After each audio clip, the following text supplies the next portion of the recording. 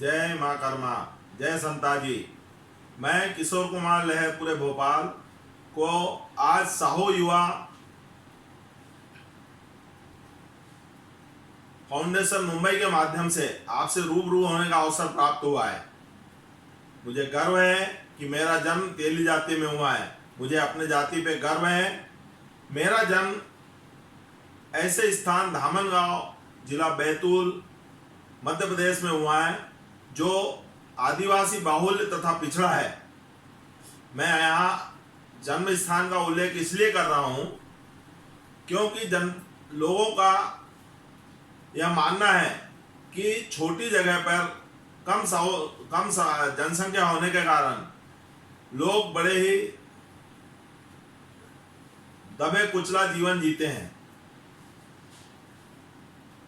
मेरी शिक्षा इसी गांव में हुई है। मुझे एक घटना याद आ रही है। 7 वर्ष की उम्र में, मैं जब कक्षा तीसरे में था, एक ब्राह्मण शिक्षिका हमें पढ़ाती थी। वह अपने बच्चे को स्कूल के पीछे मैदान में शौच कराती थी तथा उस बच्चे की शौच हमारे सहपाठियों से धुलवाती थी। यह मुझसे अधिक समय तक देखा नहीं गया। हमने सब छात्रों के साथ मिलकर स्कूल में हड़ताल की। फलस्वरूप शिक्षक ने अपनी गलती मानी और माफी मांगी। किसी भी अन्याय को देखना उसके सहने से अधिक अन्याय है। इसलिए हमें आवाज उठाना चाहिए। मेरे पिताजी श्री मोहनलाल जी लहरपुरे अपने युवा काल से ही 22 वर्ष तक सरपंच रहे। उनके कार्यकाल में ग्वालियर की राजमाता विजय राजे सिंधिया हमारे गांव पधारी थी। मेरी माता श्रीमती स्वरूपा देवी मालगुजार परिवार से थी। चूंकि हमारा गांव अति पिछड़ा था,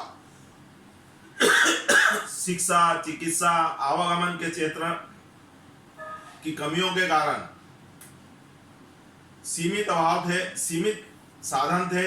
इसके अभाव में हमारी रिश्तेदार भी सीमित क्षेत्र में ही थी। एक शाखा का व्यक्ति दूसरी शाखा में रिश्ता नहीं करता था, भले ही वो एक ही समाज का हो। इसलिए काफी कुरीतियां व्याप्त थी, जैसे सगाई टूटना, तलाक एवं अनेक, जिनका उल्लेख यहाँ करना उचित नहीं होगा। छोटे से समाज में इतना मतभेद। उस समय शाखा बंधन था। एक शाखा का व्यक्ति दूसरे शाखा में नहीं कर सकता था। कुछ नए विचार की खोज में हमारा युवा मन व्याकुल था कि समाज को में सुधार कैसे संभव है। जब हम कॉलेज में अध्ययनरत थे तो हमने अपने सहपाठियों से पूछा कि आप किस शाखा के हो। उन्होंने कहा हम भी बाथरी है। हमने कहा हम सी बाथरी है। जब हम एक ही जिले के निवासी है, एक ही समाज, साहू समाज के हैं, तो अपने रिश्ते आपस में क्यों नहीं होते। तत्पश्चात हमारे एक साथी का उनके गांव में रिश्ता कराया। उसके बाद मेरा रिश्ता बुल्हानी शाखा में जबलपुर में हुआ। तब हमारे रिश्तेदार हमसे कहने लगे कि यह तो अंतरजातीय विवाह है। बाद में मेरी छोटी बहन का अमरावती, उससे एक छोटे भाई का अचलपुर कल्याण तथा एक छोटे भाई का यवतमाल महाराष्ट्र में रिश्ता अलग अलग शाखाओं में कराया। उस समय बारात विवाह स्थल पर 2 दिन रुकती थी, जिसे हमने समाप्त किया और 1 दिन में वापस आने लगे, जिससे हमारी बहन के ससुराल के रिश्तेदार काफी आपत्ति उठाई। पुरानी परिपाटी एवं प्रथा को समाप्त करो तो विरोध तो होता ही है, स्वाभाविक है। वही लोग अब हमारा अनुसरण कर रहे हैं, प्रशंसा कर रहे हैं। बाहरी क्षेत्र में रिश्ता होने से व्यापकता बढ़ी है, चयन क्षेत्र बढ़ा है, कुरीतियां समाप्त हुई है। अब तो साहू समाज में शिक्षा का स्तर इतना अच्छा हो गया है कि हमारे समाज के लोगों ने IAS, IPS, IFS, बैंक, न्यायाधीश, अधिवक्ता, डॉक्टर, इंजीनियर, रक्षा, रेलवे, IIT, शिक्षा, अशासकीय सेवा एवं विदेशों में भी अपना वर्चस्व स्थापित किया है। हर गांव हर जिला, हर प्रदेश में समाज के लोगों का वर्चस्व है। व्यापार में हमारा वर्चस्व शुरू से ही रहा है। कोई भी समाज आज हमारी अनदेखी नहीं कर सकता। सबसे बड़ा गौरव तो भाई नरेंद्र मोदी जी को ने हमारे समाज को दिलाया है। देश के सर्वोच्च पद पर आसीन है, पूरे विश्व में देश को प्रतिष्ठित किया है। मोदी जी के परिवार के सभी सदस्य समाज में निरंतर अपनी सहभागिता बनाए हुए हैं। पूरे देश में समाज के आमंत्रण पर सहज ही उपस्थित हो जाते हैं। राजनीति में हमारी भागीदारी जनसंख्या के अनुपात में काफी कम है।